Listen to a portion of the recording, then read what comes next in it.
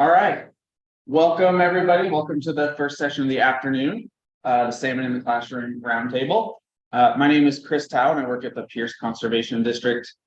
And for this session, we're just going to kind of highlight a handful of programs from different parts of the state. It's not comprehensive. It's not every salmon or fish in the classroom that's happening. So if you also have one and we didn't include you, feel free to chime in. This is just kind of show the different flavors that are out there and what's working for some or challenges for others that maybe we can learn from each other and just kind of see what it looks like to raise fish with schools around the state. So we have about 4 or so programs that'll be represented here today. And should be fun to hear kind of the interesting differences between them. So I will start. Do you want to bring up the salmon one? I'll start talking about the one in Tacoma Public Schools, where we are running a program in partnership with the Foss Waterway Seaport, who is the subcontractor through the regional fishery enhancement groups. They got a grant last year, and so we're subcontracting through them to fund most of the programming.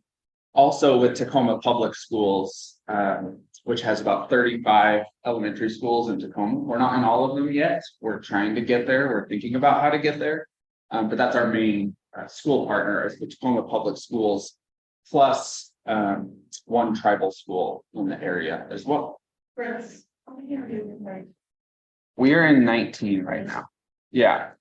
And we split it roughly half and half between us and the Seaport. We kind of each mentor half of the schools in terms of helping the schools set up their tanks, visit the classrooms for activities and tank management, and just kind of keep the communication going throughout the whole timeline. So it works out pretty well, kind of split the workload roughly down the middle. They manage most of the funding and some of the behind the scenes logistics. But in terms of the school partnerships, we're a mostly equal partner with that. And it's mostly 5th grade classes. There's a little bit of variation in there. It's great to work with 1 grade, but sometimes it's the 3rd grade teacher that's really motivated to do it, or sometimes was told to do it. And so we work with the partner at the school that, has that relationship. But for the most part, it's 5th grade classes throughout public schools, and we have a really great contact in the science curriculum department who really advocates for us and helps the teachers along, because sometimes there's things that they need to understand to be a full partner in it, and he speaks kind of the language of both sides. And so having him, his name's Ryan Patterson, kind of advocate for it is really helpful. And these are just a few pictures of kind of our last year's program. Teacher picking up the eggs at the local hatchery. They're supplied by the Puyallup Tribal Fisheries Group. We partner with the tribe to supply all the coho salmon eggs. So the teachers got to come to the tribal hatchery, kind of see the operations and take their eggs back to the schools, which was kind of a fun thing. It would have been great to have more students come, but at least most of the teachers got to as well. And then I'll kind of talk about what's happening in these other pictures as we go through. So we give them about 150 coho salmon eggs. And I'll talk about the kind of species complications a little bit, but generally each school starts with 150 eggs from the hatchery. They're given the date, at which they were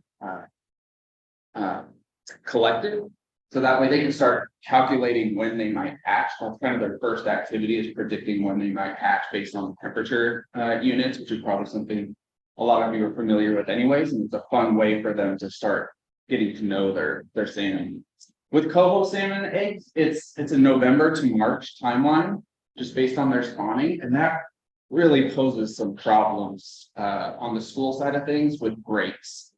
They got theirs right after Thanksgiving, which worked out well. But then they, kind of promptly go on winter break. And it's not that the salmon need much attention at that time. It's just that the school is kind of unattended for a while, and some issues can arise. There's some also breaks too. They do hatch when they're there, thankfully. So yeah, the timing has worked out well, so that way they're coming back to the hatching, which is great, because that would be kind of a deflating if they came back and they were already.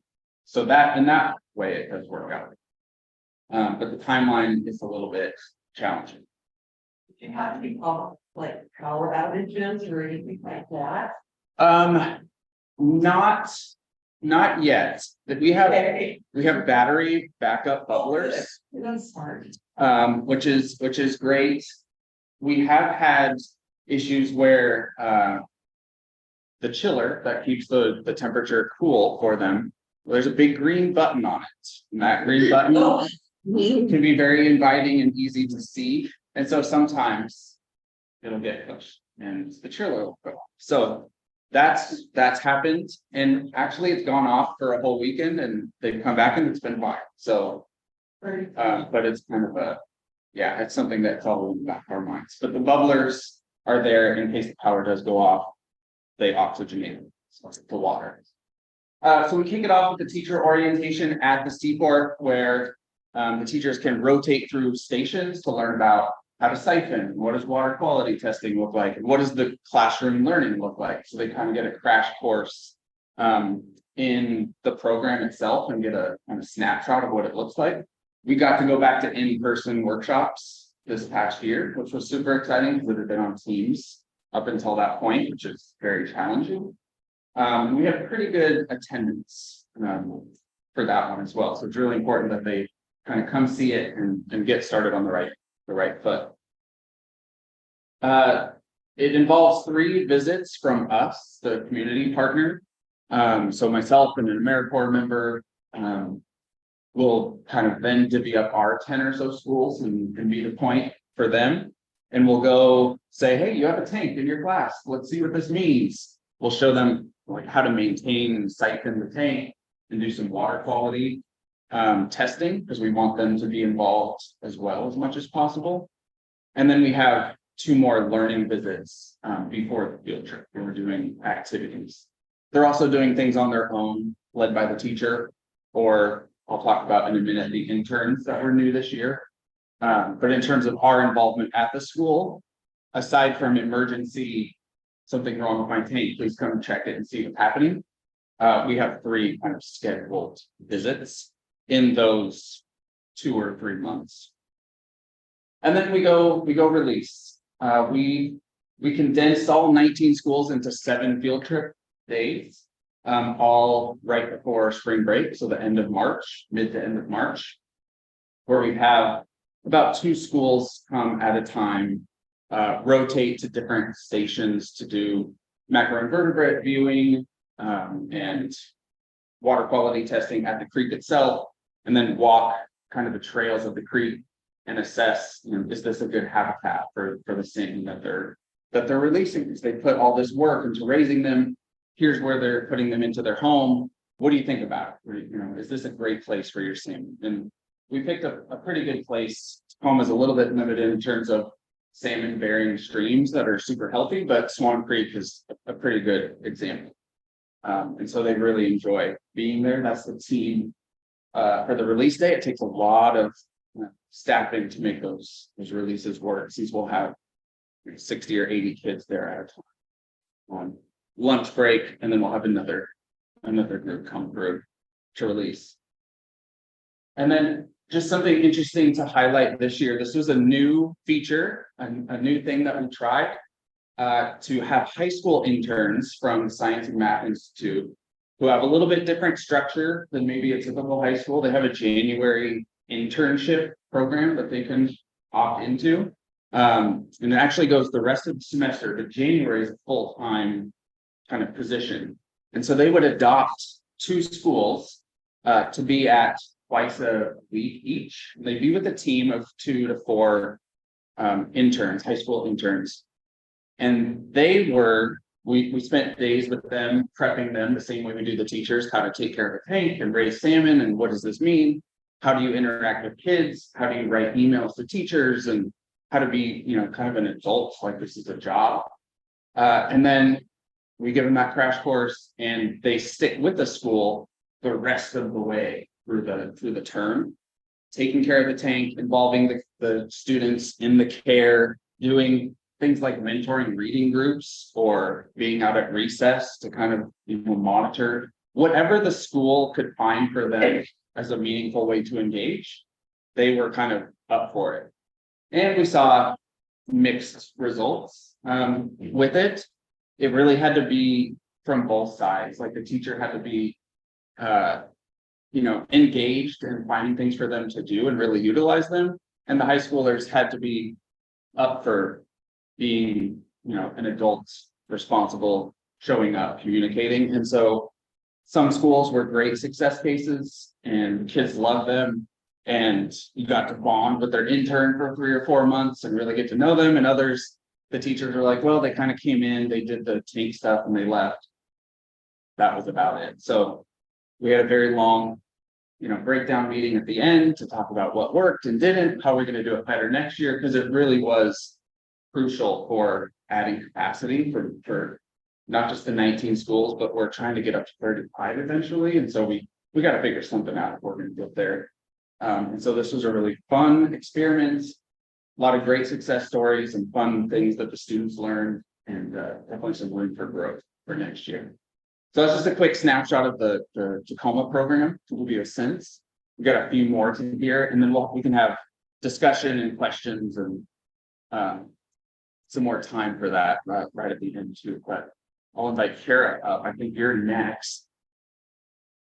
Yeah, I'll share about yours.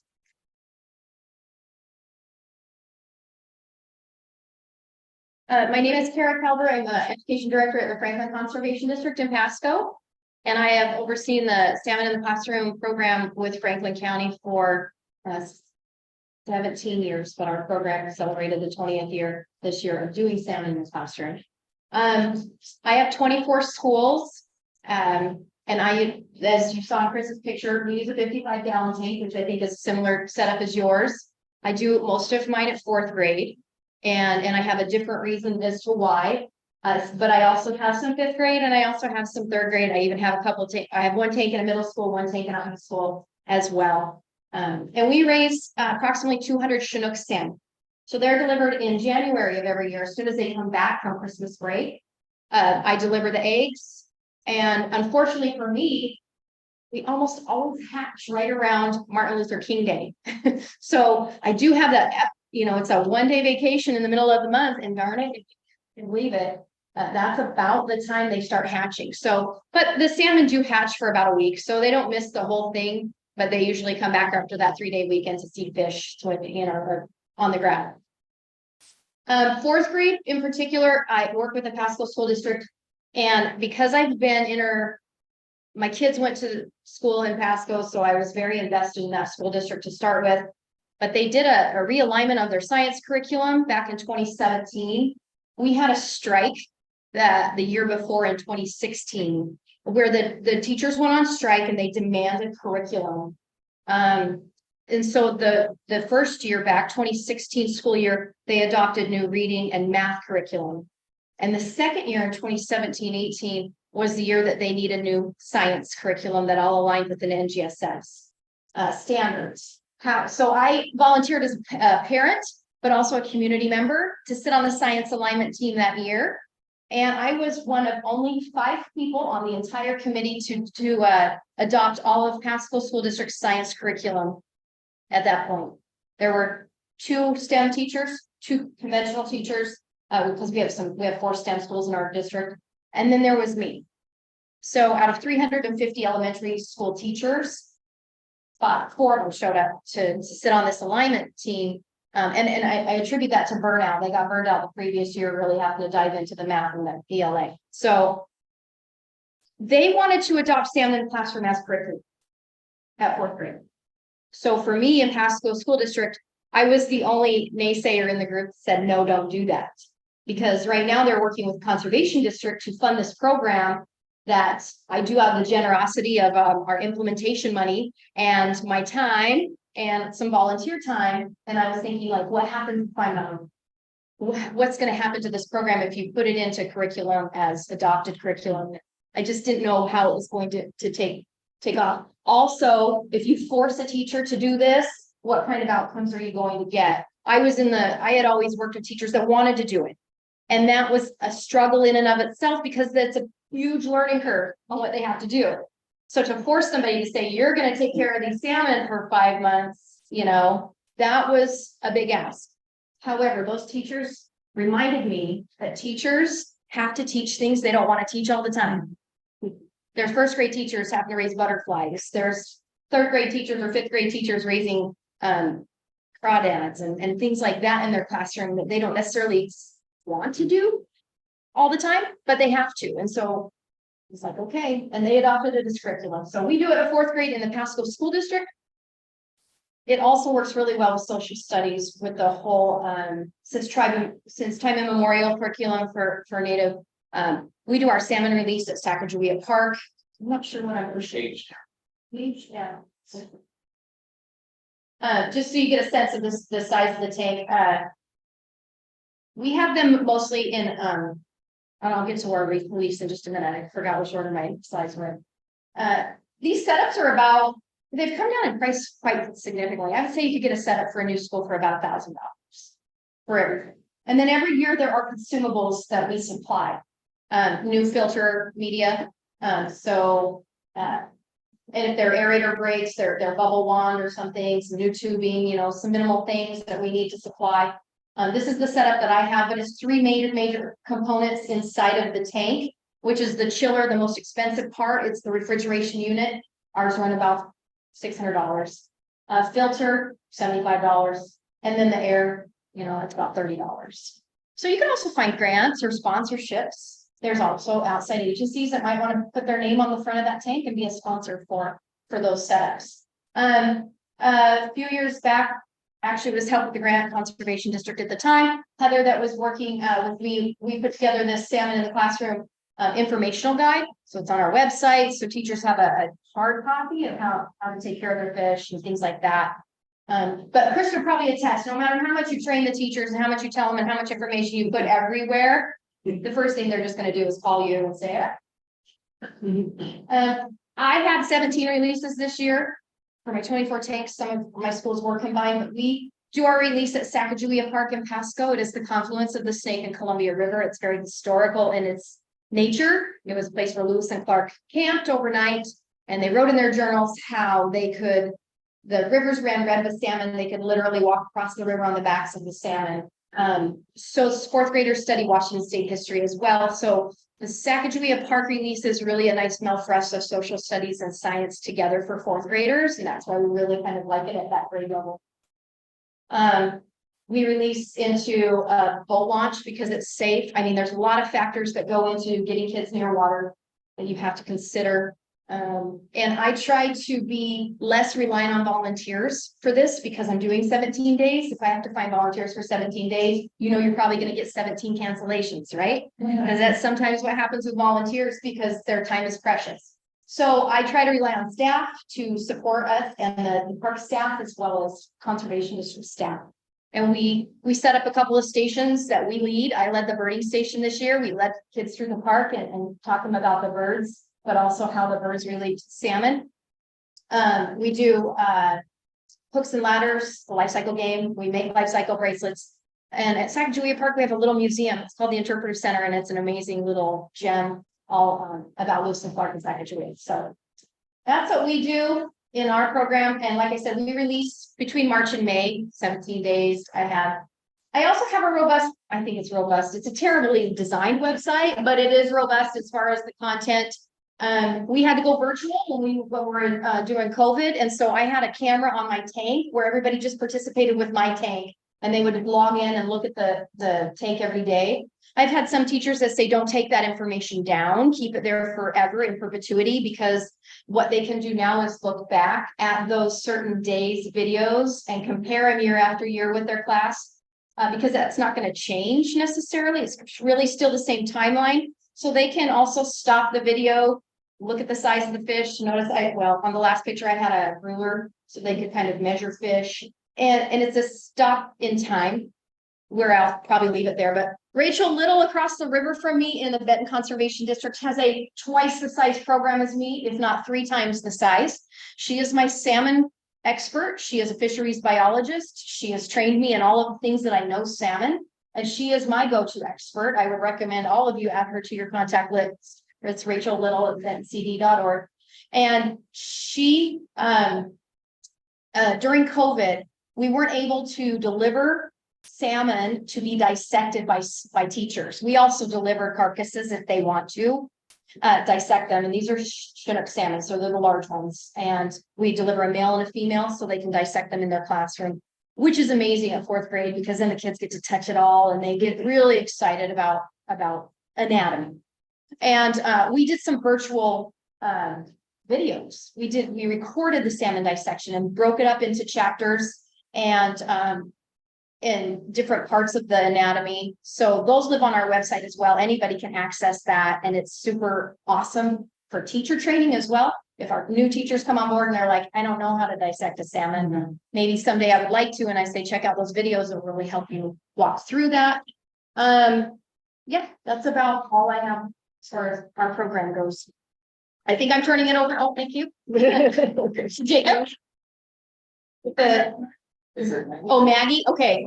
Oh, there's my instructional videos. So yeah, if you guys, oh, I'm sorry. One thing real quick. My instructional videos are how to set up your tank, how to take care of your fish, how to clean your tank, because I try to rely on getting the teachers to be independent and not having us have to come rescue them every time something happens. I try to put as much information online for them as possible. You all are welcome to check that out. Yeah. So with that, Maggie, there we go. Jody, see this frozen first slide. Oh, she is. Is there just one? Two. Oh, okay. I'm not sure how much I can contribute to what has already been said, other than I have 2 schools. We are a tiny conservation district, and we have only 2 school districts within our jurisdiction. So this is my first year at the conservation district, and I've worked for Yakima Nation Fisheries and also WDFW before this. So this was a learning curve for me as well as the students this year.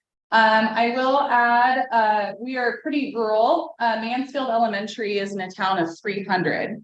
So our school there is elementary, 5th, 6th graders get to do this program. And then my second school is on the Colville Reservation at Lake Roosevelt, and it's a junior high. We deliver 250 eyed Chinook salmon, summer Chinook, in January, right after break, just like, yeah, like you said before. And then our releases take place end of April, typically. So for my Mansfield class, we released in the Chelan River. And then we also, for my tribal class, we released in Foster Creek. Foster Creek is the highest anadromous zone on the Columbia River. The mouth is right above or right below Chief Joe Dam. So all fish passage is blocked from Chief Joe all the way up the Columbia River. Well, the Colville tribe is right past that area, and they have no salmon. So this program has become incredibly important to my tribal schools. Also should say, we are funded through a water quality grant through Department of Ecology. So I heard a lot of people saying that their IMP pays for this. Our IMP does not. It's all through our water quality grants. We also, all of our tanks were donated. So they are well loved, and our chiller looks like it is 50 years old for both schools. So very loud equipment. So we're looking to upgrade that. But I think the only thing that I could add that hasn't already been circled around is that WDFW is removing their salmon in the classroom program. I'm sure everybody's heard that. They're transitioning to trout. That was a huge deal for my tribal school. They don't want to raise trout. Salmon is significant. Salmon is life. And they already have no salmon up on their reservation. And they are working at reintroduction above dams on like a tribal level. But as far as the school, they expressed their wishes to not enter a trout program. So that created a little bit of a hiccup for me when I got the word that we were transitioning out of that program. I then contacted Chief Joe Hatchery, which is a Colville hatchery. It's a tribal hatchery. And I moved our permit system through the state now to Colville. So we will now be getting, both of my schools, even the non-tribal school will be getting salmon through the tribal hatchery, which I implore everyone, if you have schools that really would rather do salmon because of the cultural and historical significance, to pursue tribal hatcheries. They're great partners to have. And it also really impacts your STI that you are putting into your curriculum that you teach, which is mandated. So that has been our biggest transition this year, is going through the tribe, but I love it. And they are really excited about maybe the possibility of doing the first student release above Grand Coulee Dam. It's in the works. There are so many hoops to jump through for that, but it will be, if it does happen, it will be for 2024 for Lake Roosevelt schools. So I'm pretty excited to be a part of that program. And our releases were ceremonial releases. So I have no pictures really, I don't know. Page down. Left. To aim at something. Oh, sorry, I didn't know it existed. Okay, I think I talked about everything here. I coordinate Indigenous lessons so that we have tribal members from different entities, whether it's their archaeology department or their fisheries department coming to talk, whether it's history or a biology lesson. At both schools, they'll come and talk. And Douglas County is just like severely underserved for outdoor learning. We're rural. It's really hard to get our schools into programs. So we've valued our relationship with the Colville tribe so very much in terms of opportunity. I'm not sure if there's any more. Okay. Yeah, there you go. Perfect. Thank you. So our release for my tribal students, it is ceremonial. So we have a tribal council that attends and elders also with the students. We do not video that out of respect and just request to not. But then those kids, when they release in April, they also get to attend the first salmon ceremony at Chief Joseph Dam with the entire tribe, which is also full circle for them. So it definitely feels like a program where they can see the actual full circle of what they're doing when the first salmon is caught right there at the river that they released their fry in. So yeah, first program for me. It's a learning curve, but hopefully it'll be successful and grow a little bit with more grants. So yeah, thank you.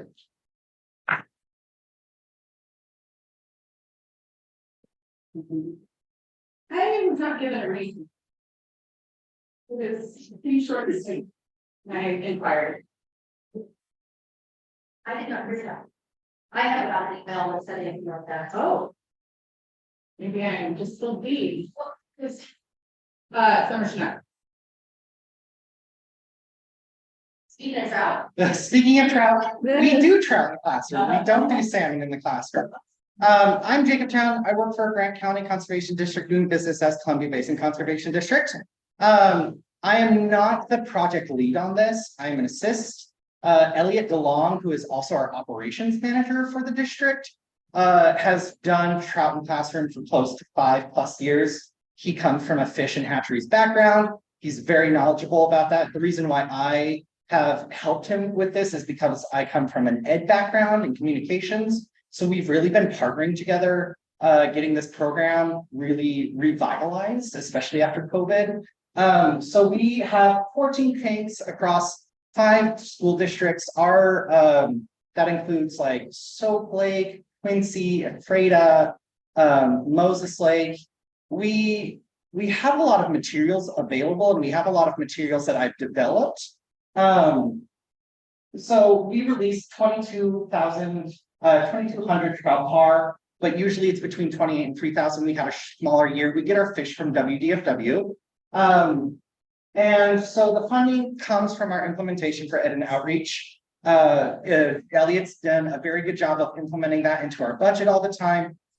We've talked about possibly getting grant funding for this to expand it, especially to renovate some of our tanks, because a lot of our tanks are either of an older generation or we've had them donated multiple times from different organizations. I believe our initial tanks came from a state classroom ed grant, and then we've had other tanks donated from different cities. I believe we got some tanks from you.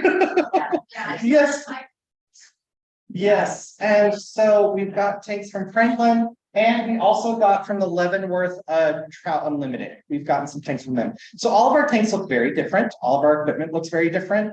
And like Maggie said, it's well loved. We have different curriculum based on habitat, life cycles, water cycle, and more. And we have it all available to teachers, either as a DIY, they can do it themselves, they can implement it themselves, or we can go into the classroom and do it. And Elliot and I have both done that before. We're both really experienced classroom teachers.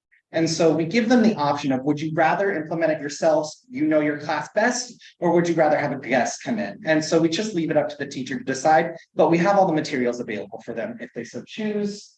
We release in two places. We release in Moses Lake and we release in Banks Lake.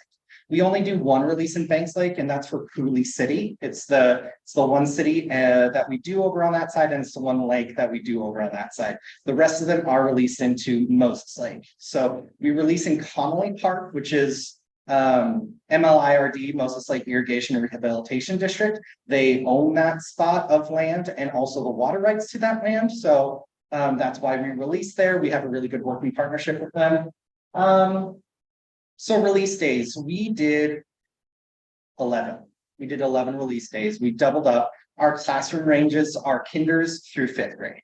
So we have 2 separate curriculums that exist for K through 2 this year, and then 3rd through 5th. It used to be K1 and then 2nd through 5th grade. We made the determination that because of COVID, some of the 2nd graders were behind, or at least needed some better help. And so we actually categorized them with the K1 group rather than the uppers. And that seemed to be a lot more effective. They were able to retain a lot more information, and they were able to practice what we were doing in a better way. We do sharks and minnows, an adapted version that Elliot's very proud of. He really likes it. We have like food tokens that the kids get to take, and it's very fun. They really enjoy it. And then we have an adapted water cycle game that we've implemented this year based on Wheat Week, which Kara developed, and that's been really successful. Really goes along with what they're already learning, and they enjoy the water droplet journey, so they really like that. And then we do nature walks. For the kinders, we do color walks, so they're identifying colors of different things, and then noting whether that thing is native or non-native. And we use that term lightly because a non-native thing might be a bottle cap, right? Does that belong where it's supposed to be? No, so it's non-native. And then we work a lot with the teachers.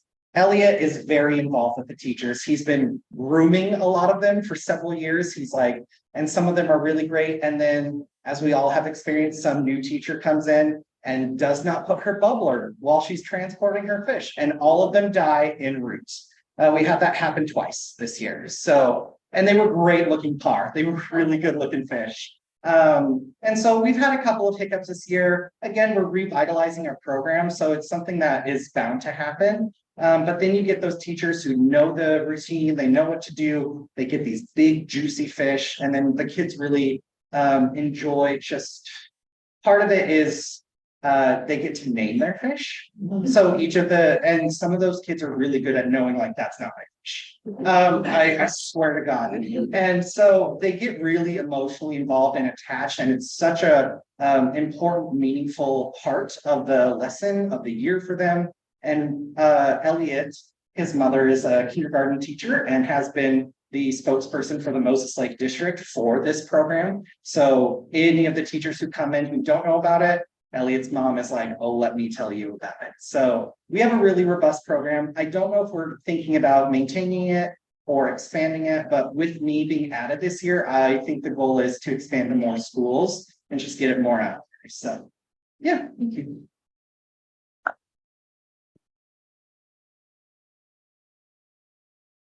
Is anybody in the room also running a similar program that we didn't capture up here or know of any that they can speak to? I know there's others, but it's what we rallied for today. We have one in the Southwest. Okay. It was for Grace Harbor and Pacific counties. I actually inherited the program halfway through, so I learned everything on the fly. So this is good for me. Yeah, exactly. So we did it. We released about 700 salmon coho for a total of 8 different schools. So we had a lot of them die because obviously that math doesn't add up. And a lot of that was, some of it because I'm new, some of it the teachers didn't know what they were doing, but it was good. This was all really good information for me to help next year be more successful. Thanks. Such a professional presentation. I have to reiterate what Jacob said about the heart piece. Oh. Like, I do other programming, but Salmon in the Classroom, while it is the hardest program for me to manage, because you're talking about live species, you're trying to keep alive in all these different places with some people that are capable and some that aren't. But when the kids put that fish into the river, holy cow, you've got them. They are gonna protect that river, they're gonna care about that river, they're gonna care about salmon, they're gonna care about their watershed, like it's the whole kit and caboodle. Yeah. And it's so heartwarming to see. They are sad when we see them leave, but it's also awesome to see high school students kind of come back around. That is the one program they remember. For sure. If you question any high school kid that had salmon in the classroom in elementary, they're like, I remember that. I have adult friends. Yeah. All my adult friends in the area are like, oh my gosh, I'm so excited you're doing that. I used to do that when I was a kid. Like that's yeah. Field trip one day out of the school year, it's 4 months of them being involved. So I think that the attachment there and the importance there. Yeah. I do have a question for the people running the salmon release. So I'm up in Monterey County.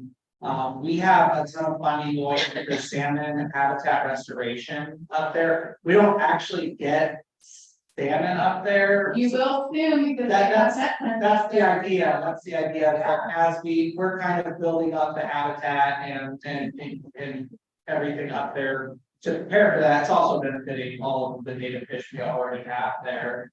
But it's like, would there be any benefit to running like a salmonid release program at this juncture that far upstream? I would say no, not where you are, because they're in the early stages of pilot program of even reintroduction above Grand Coulee Dam. And that's just like a just permanent barrier, like there's no. Yeah, no they do access have to the side. right now, and they're actually transporting adults. Yeah, they're transporting adults from Chief Joe up there. It's all run through Allville for the most part, and the upper Salmon, Columbia, no, what is it? Upper Columbia United Tribes is who's running So the. we would be better off probably just in this Yeah. climate, just doing like red band trout, bull trout, things like that. But we had a rainbow trout one year because the hatchery did not have a good return on their salmon, so our kids. But there's something about the connection of just the fish in general. A rainbow trout is similar to a It's, salmon. and like, yeah, they don't understand. I was just speaking, like, I understand that if I'm doing trout and salmon, the modeling and everything is still pretty perpendicular. They're not gonna have a huge relationship from species to species. It's essentially just the experience. You can. I was just asking for like the benefit, like just an ecological benefit. Like, if we do this ahead of the game, is there any benefit there? Or are we essentially just releasing a bunch of salmon that are gonna die heading back to? Well, you'd release below Chief Joe Dam. You'd not be authorized permit wise to release anywhere above. Yeah. So I wouldn't like say that you shouldn't do it, because it would be a good way to connect current issues, environmental issues, the fact that they're bringing a salmon reintroduction program above Grand Coulee Dam is huge. It is a huge talking point right now, and there is millions of dollars being poured into this. So you could relate it to your students, but you have to be driving back for release. Which I like. Economically and situation Yeah. in your position. Yes. It's like getting the Your time to- small county school districts to buy in is very difficult unless you're providing. The everything. Exactly. And still, there's still a lot of resources. I only got one program off the ground because I happen to have a Washington State cert and their biggest hang up is like, well, we need a certificate teacher on premises at all times. We can't find one in our school either. So it's just like those similar challenges. I was just kind of wondering from like, well, just point of view of that, I think necessary at all. My other question I have, because my knowledge on this topic is a little dated, was I know a long time ago with some fish hatcheries with the salmon, the salmon that they were breeding up there were having like genetic issues and they were breeding with the wild salmon. Is that still a problem?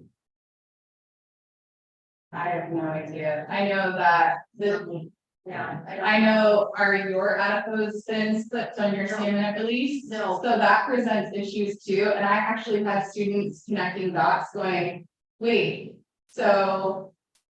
If you're delineating between a wild and a hatchery fish and it's adipose, and we're releasing hatchery fish that have adipose fin, are they gonna be collected as brood stock if they make it back? I have fifth graders making these Yeah. connections. And as far as I know. So it makes me wonder, but we're at the same time. If you're gonna be real, we're releasing 250 fish. Yeah. 250 It's fish. not- I mean, Maybe it's. 250. But We attack some of ours too, and it's, the numbers are so. it's pretty, yeah. I mean, in 20 years, I think we've only seen 3 that we've taxed come back, so. We released an emergency and started feeding all of our fry, and I was like, look over here for the bucket. Yeah. I was like, oh my god, I'm out of here. So, That was really because I had. I know, it would. I was targeting children. I think we stood in 5 different fish stocks, but then you will get, That's the. yeah. Speaking of resources, there are resources out there if you're considering bringing salmon into your repertoire. The Arsenal grant that's coming out right now, the outdoor learning grant, that's a good opportunity for you to write a grant. It's due in a month. I've got that. Find something else, but I use implementation for my program. We can use some of our salmon restoration stuff. The problem with our district is, I just got there this year and they haven't done any K through 12. Programs in over a decade. And so I can only apply for peer funding on the RCO because we don't need that. I do have a partnership with Cal Steltri Natural Resources and Pacific Ed. And private funding. Yeah. I mean, you'd be surprised, you need one spokesman, you talked about your mom. You need Oh. one spokesman, yeah, you need the one spokesman that can talk to somebody that has some connections and they'll start. Sponsoring the tank setup, there's, you can kind of piecemeal a lot of things together as well, that way. And I think correct me if I'm wrong, but the outdoor dream grant, you can go after too. Tier 2. No, Oh. 2 different grants. Yeah, but like the only risk you have with that is if they're very like minded and you're kind of using the same parameters, they're gonna against each other. So you will often might push your own grant off of priority. So it's a possibility. We're looking at that.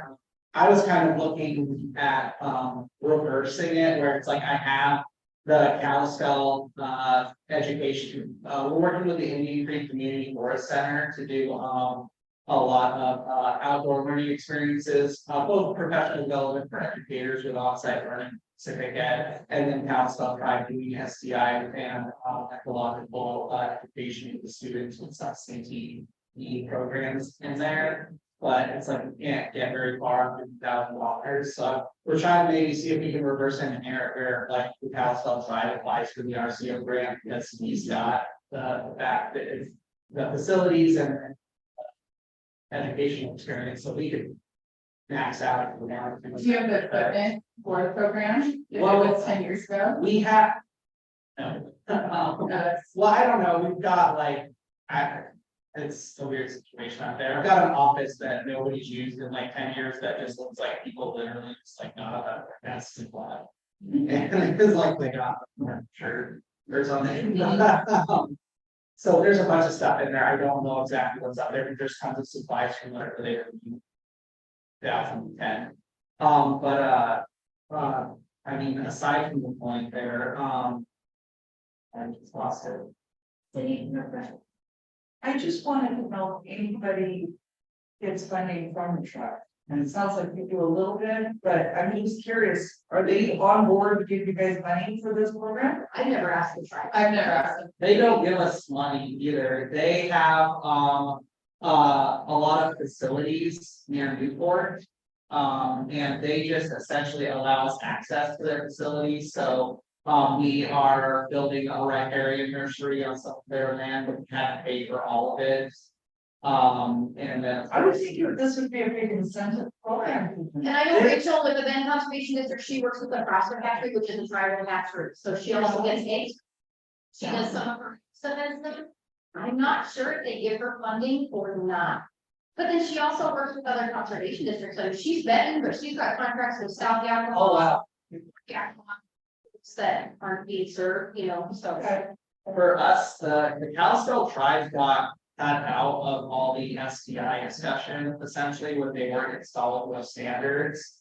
And, so when it comes to like, they don't wanna like give us money to do STI stuff on their facility. Because they weren't provided the opportunity to put Kalispell tribal history into those state standards through OSDI, so there's some like, we'll help you out because we like you, but we don't like a larger situation. I'm just curious. I just heard a lot of discussion around, incorporating curriculum around, There's one other funding opportunity. If you have a tank in our office, that's my salmon tank for backup in case anybody loses all their fish, I've got extras.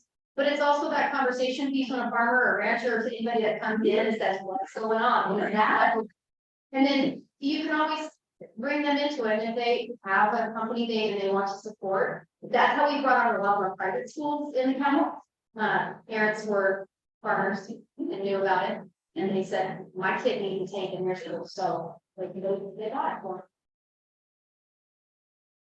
Not a parent coach, so I don't really have too much experience with it, but Mason Conservation District. We don't run the salmon classroom in Mason County. We do it through the Mason County Partnership, and we got 13 out and we're from that. I'm not sure, it was like, I think my supervisor Dan kind of helped found that partnership. It's just a bunch of organizations working together to apply for the RCO government and stuff like that. They kind of share responsibilities, cater to all education. Yeah, that's how we initially got funded, was the fishery using one contract with OSDI. So it might be something to look at your local, to see if they could, if they're interested in bringing on a partner where you don't have to set something up yourself, but you can jump in and support their, just another angle to look at. I just wanted to be sure, I'm a supervisor of Washington County. I'm not on staff at the conservation district. And I should know this answer, so I've been a supervisor for over 2 years now. I'm not even sure we run the program in Washington County. And the reason if we don't is because NST, which is the Nooksack Salmon Enhancement Association, is really active in salmon classroom. But then the former executive director, Wendy Scher, runs a salmon classroom program. And that's when I've been involved as a volunteer. So as far as everything that you presented, same infrastructure, same concept, same situation, but what's fascinating or I think really important to share just anecdotally is at the release. So we get a lot of volunteers at the release, and I've been a volunteer the last several years, and my wife as well. And it's second through fifth grade kids, and they get so excited. They name their salmon. We take the salmon in buckets, and then we put them in the cups. And they get able to 1 to 3 years later in the day, it's, it's 5.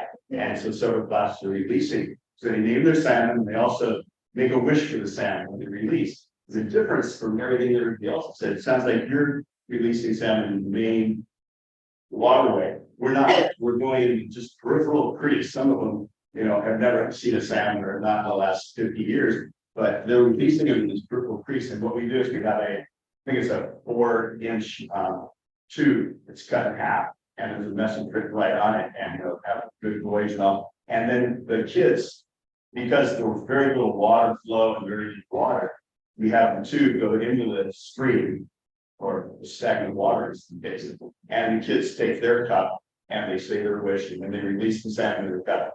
And I'll tell you, it is such an emotional thing because the kids are really engaged. They really are sure that their named salmon is going to come back to that creek. And the other thing is the general public gets engaged. So 2 years ago, we were releasing it, and they're all in city parks or they're all in streams or creeks that run right by each of the elementary schools where the kids have raised the fish. And so they get really engaged. That's their creek, and they're learning about maintaining the waterway, keeping it clean, and they're learning about all the ancillary things that are really important for the future of the salmon. So the public was walking over the bridge, and they said, "What's going on here?" We said, "It was a salmon with these school kids." They got so excited. They asked if they could participate. We asked them extra fry, and so they came down the embankment and they released the fish. And it just was a great community opportunity for education, so that the salmon in the classroom grew beyond just the classroom to the general public. And they saw the importance of that, and they began to recognize that you got to take care of the waterways. And so it was just a good experience. I just want to share that. Yeah, so our fisheries and that's the program, that's why I don't step over top, and if they ever need our help, some reason, but she does an awesome job for Meritor handling that. And they use a GoPro type underwater video camera. You guys do that? I mean, it's very cool. And then they can show the kids the fish swimming away, and really neat. You might consider that someday. My name's Crystal. I'm from Rock Lake Conservation District, and we don't have any fish in our classrooms, but we have some teachers that are excited, and we've been talking about it, and this is what we want to do. And we had decided, since it was going to travel classroom, that's basically our section of the woods anyway, so sure. Is there a difference in setting up tanks except for salmon versus trout? Is it all the same? No, not really. Okay. Yeah. Water. Cold water. Yeah. Yeah. So now I'm gonna go to your side. Follow you. I mean, we can do some stuff. Materials and things like that, everybody don't create any. We use same curriculum, even though we're talking about trout, we still do use same curriculum. Right. Because it's so sit, yeah, so, there's no. Sure. They are so closely related. And I thought so, but I haven't done enough research and then you guys are this. They have it. It's just hard part's getting money. They my boss, the big investment, but then once you've got it, I mean, of course, you do have to replace certain things. I imagine a backup replacement parts, because you don't wanna have to wait for stuff, it's a lot. Right. Yeah. No. Right. So that's why I have a back. But that backup, so smart. So Well, smart. that's what you do, just keeping buffers in there for bugs, like independent battery operated buffers, Yes. that's super smart. Cause I mean, we've all had incidents where like, there's power failure, and you lost the whole thing. Oh, yeah. Oh, yeah. It seems like there was, Lucy had a school that like the heat went off or the power, something like that. And it did. It was a- I have a school who changed the ceiling tiles of their tank, and it's found with flame retardant, a little bit of dust. Oh, yeah. I bet. It was like CSI trying to figure out. I bet. I bet. Some things are out of your. Yes, absolutely. even if you're looking at two, I bet even a backup for that would be important, just because you don't want students. to Oh, these have kids bad- would be Yeah, devastated coming back from winter break. can you imagine? Yes. Oh, yeah, just seen it. Well, we've had, River had the bucket of dead fish. So, yeah. Yeah, show up at a release, you know, the kids are like. Oh, no, at the release. This I forgot to put the bubbler in my. At the release. All the fish died on the way there. All the fish died on the way there because they forgot to put the bubbler. So Elliot had to run to another school and just borrow fish. Okay. And then Ron, who's our watershed planner and helps, was like, I'm gonna chum the water and get more species to come in, which he did, and it worked. He got to see carp and bass, and so we got to do, is that native, is that not native? It was horrible. My goodness. So, yeah, like I said, it's a program. Yes, yes, I.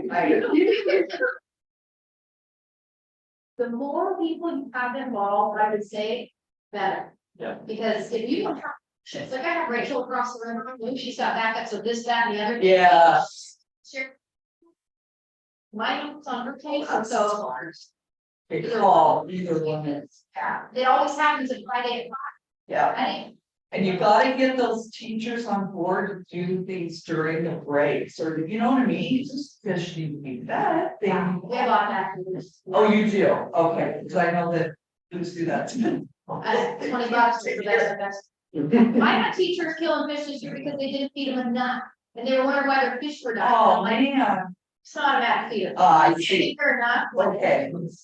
I'm gonna write that down. So two. I like that battery down. Cause we're gonna switch to environment here in a minute, but so tomorrow morning we have kind of an informal networking, which is another time to just.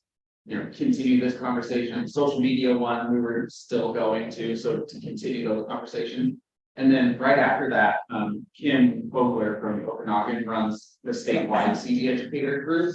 And so we're gonna have some time to talk about, you know, she set up these peer-to-peer networking opportunities, like quarterly calls with other people. And she's trying to facilitate, you know, people from different parts talking about these programs. And so if you want to talk with other people about their fish in the classroom, that would be a great way to plug in, kind of get on the list to network further. So just two quick plugs about tomorrow's session, but also just future ways to. And I'm happy to help anybody needs any resources. Happy to help. Thank you, Chris. Thank you. Doesn't answer the phone, by the way. Just so you know. What? You did answer your phone.